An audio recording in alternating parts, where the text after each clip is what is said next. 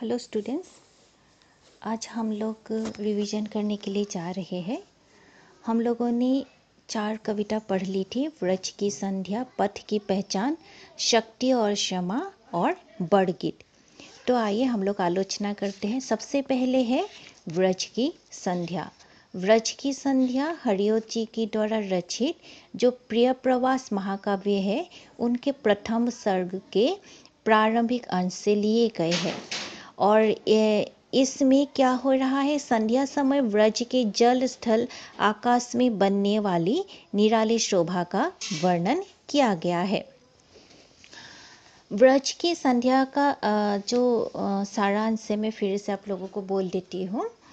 जो first stanza है, first स्तवक है कि दिवस का अवसान समीप था, गगन था कुछ लोहित हो चला, तरु शिखा पर थी अब राजती कमलिनी कुल बल्लभ की प्रभा। मतलब संध्या के समय ब्रज के आकाश में बनी शोभा का वर्णन करते हुए कवि हरिओत जी ने कहा है कि दिन समाप्त होने वाला है, इसीलिए सूर्य धीरे धीरे तिरोहित मतलब खत्म हो चला है। उससे निकलने वाली लाल रोशनी पूरे आकाश में फैल रही हैं। कमलिनी कुल बल्लभ अर्थात सूर्य की किरणें वृक्ष की चोटियों पर सुशोभित हो रही है। विपिन विच विहंगम वृंद का कलनिनाद विवर्धित था हुआ, ध्वनिमयी विविधा विहगावली उड़ रही नभ मंडल मध्य थी। मतलब संध्या होने के कारण जंगल के बीच में पक्षियों की कलनिनाद भी बढ़ता जा रहा था और भिन्न पक्षियों की जो पंक्तियां है, अलग अलग पक्षियों का समाहार होते हैं, उनके जो कोलाहल समाहार एक साथ सब कुछ जब मिल जाते हैं तब उनके वो कोलाहल करती हुई आकाश में उड़ रही थी। सब पक्षियां एक साथ वापस अपनी घोंसले की तरफ आकाश से उड़कर आ रही थी, जिसकी शोभा बहुत ही निराली थी। अधिकर हुई नभ लालिमा 10 दिशा अनुरंजित हो गई, सकल पादप पुंज हरितिमा अरुणिमा विनिमज्जित सी हुई। जैसे जैसे दिन ढल रहा था वैसे वैसे आसमान भी तप्त लोहे जैसा लाल दिखाई पड़ रहा था।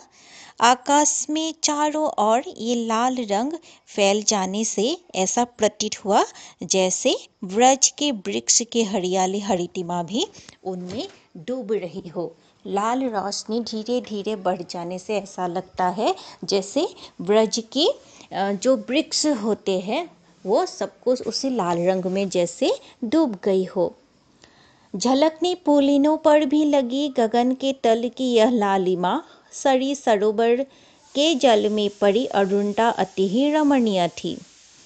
अब यह जो लाल रोशनी है, लालिमा है, वह वृक्ष की चोटियों से आगे बढ़कर जलाशयों में भी झलकने लगी।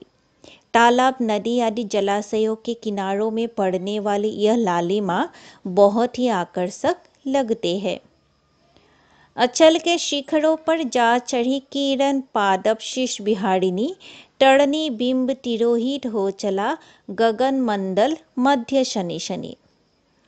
वृक्ष की चोटियों से विहार करने वाली सूर्य की लाल किरणें अब जाकर पर्वत के शिखर पर चढ़ गई थी। फिर धीरे धीरे गगन मंडल के बीचों बीच से चलते हुए उसका बिंब मतलब वो सूर्य का गोला लुप्त हो गया।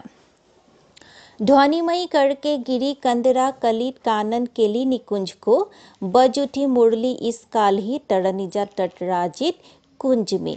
मतलब संध्या होते ही व्रज के पर्वतों, गुफाओं, बनों, उद्यानों को झंकृत करती हुई श्री कृष्ण की मुरली की ध्वनि गूंज उठती है, जिसके सुमधुर ध्वनि से यमुना के तट धन्य हो जाते हैं।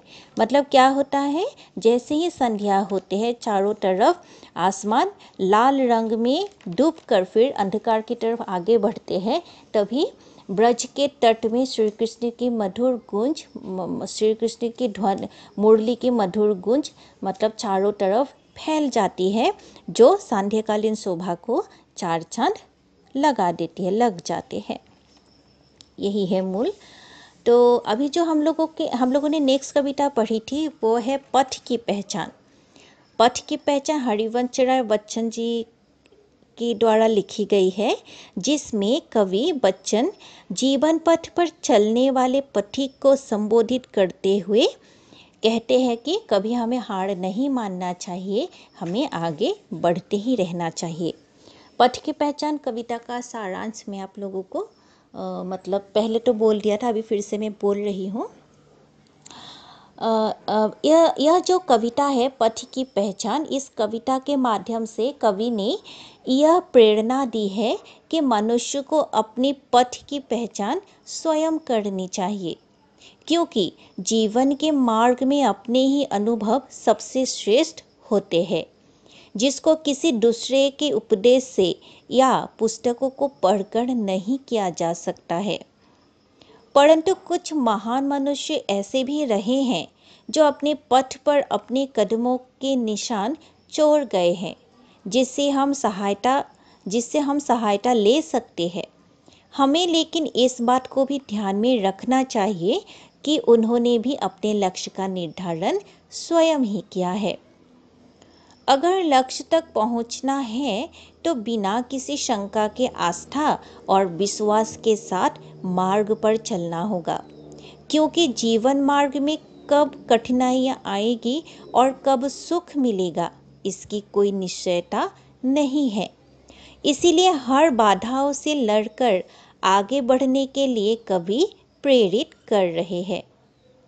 कवि के अनुसार मनुष्य को स्वयं में डूबकर नहीं रहना चाहिए। हाँ, स्वप्न कोई भी देख सकते हैं, कल्पना हर कोई कर सकते हैं, लेकिन कभी भी जीवन की यथार्थता को नहीं भूलना चाहिए। नहीं तो स्वप्न के टूट जाने से मनुष्य निराश हो जाते हैं।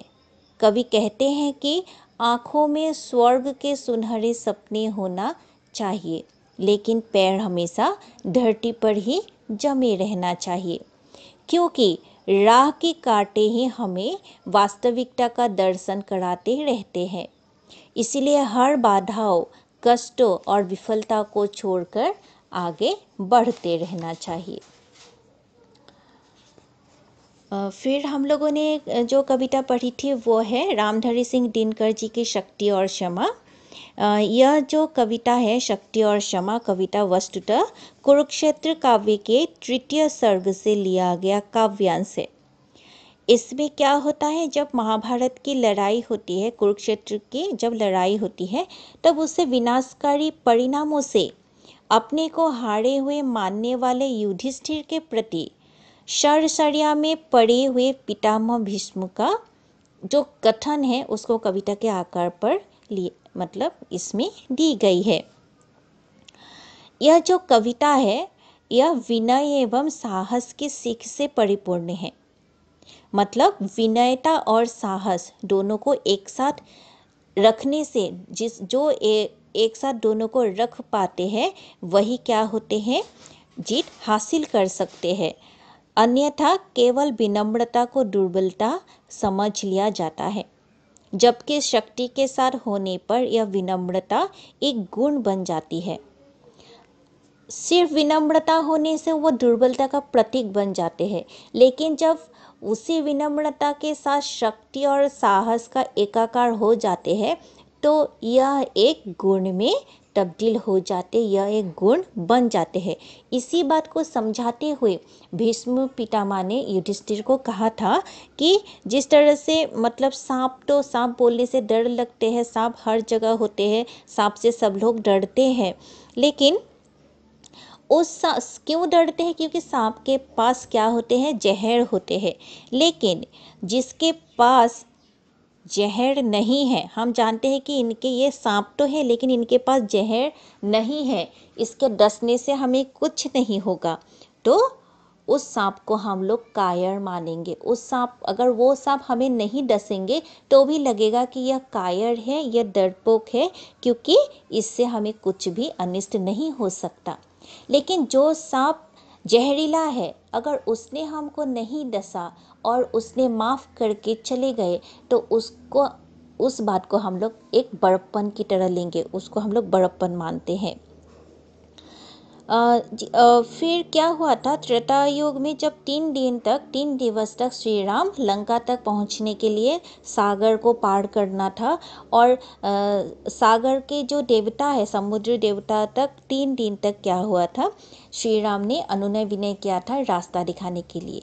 लेकिन श्री राम ने जब भी अनुनय किया तो समुद्र देवता अहंकारी बन गए और वह नहीं आए, प्रकट नहीं हुए, क्योंकि उस समय श्री राम सिर्फ विनम्रता का सहारा लेकर उनसे प्रार्थना कर रहे थे। लेकिन जैसे ही उनको गुस्सा आया, उन्होंने तीर मतलब तय कर लिया छोड़ने के लिए, धनुष पर बाण चढ़ा लिया, तब समुद्र देवता को उनके शक्ति का एहसास हो गया था और वो आकर उनके सामने प्रकट हो गए थे। तो इस प्रकार जो सहनशील विनम्र होने के साथ साथ जो लोग मतलब साहसी एवं शक्तिशाली होते हैं और जो उसका परिचय समय पर दे सकते हैं, उन्हीं को लोग पूजन करने लगते हैं, उन्हीं को लोग पूजते हैं। ठीक है, इसके बाद जो हम लोगों ने कविता पढ़ी है वो है वरगीत, माधवदेव रचित जो वरगीत है। इसमें यह जो वरगीत है यह वात्सल्य प्रेम परक एक वरगीत है। इस वरगीत में बालक श्री कृष्ण मैया यशोदा से कह रहे हैं कि मेरी माँ, आज मुझे बहुत बड़ी भूख लगी है, क्योंकि तुमने जो मुझे सुबह खाने के लिए दिया था, जो नवनीत दिया था मुझे, उसको मैं नहीं खा पाया, क्योंकि वो बहुत ही क्या था, मतलब रूखा था। वो सुबह से खेल रहे थे, लेकिन उसकी माँ यशोदा ने सुबह से उसको क्या खाने के लिए नहीं बुलाया, इसीलिए उन्हें अभी बहुत ज़ोर से भूख लगी है। और इसी बात को समझाने के लिए श्री कृष्ण अपने पेट पर, खाली पेट पर हाथ रखकर माँ के सामने शिकायत कर रही थी। और बेटे की इस अवस्था को देखकर माता यशोदा बहुत दुखी हो गई थी, उनकी आंखों से आंसू बहने लगे थे। इसीलिए उसने बेटा बेटा पुकार कर अपने आंचल से श्याम वर्ण के जो शरीर, श्री कृष्ण के जो शरीर का रंग था वो श्याम वर्ण का था, तो उस शरीर की धूली को धूली पोंछी और मेरा लाल कहती हुई गोद में लेकर शिशु कृष्ण को दूध पिलाने लगी। और कवि का कहना है कि जो भगवान निजानंद मतलब आत्मलीन आनंद, उसी में ही सभी आनंद, सभी संतुष्टि, मतलब उसी में ही समाया हुआ है। जो भगवान निजानंद आत्मनील आनंद सुख से परिपूर्ण है, वही मनुष्य के रूप में अवतीर्ण होकर ऐसी लीला दिखाते हैं। वो यशोदा के मतलब गोद में रहकर उनके स्तनपान करके एक जो शिशु कृष्ण, एक मानवीय रूप, वो तो है तो परमात्मा भगवान का अंश, लेकिन उन्होंने अभी मानव रूप धारण करके कृष्ण का मतलब अवतार लिया है, तो वो जो मानवीय भाव प्रकट कर रहे हैं, जो आम माता और संतान के बीच इस तरह से हरकतें होती है, तो उसी भावधारा को श्री कृष्ण प्रकट कर रहे हैं। और इस गुण को देखकर जो माधव देव जी है, उनके जो भक्त है, उसकी लीला का गुणगान कर रहे हैं, क्योंकि उनको पता है कि वो भगवान होने के बाद भी माता यशोदा को वही सुख देना चाहते हैं जो असल में एक संतान के हरकतों को देखकर, उनकी उनकी जो स्वभाव है उसको देखकर एक माँ आनंदित हो उठते हैं। ठीक है, तो यही 4 कविता हम लोगों ने पढ़ी थी।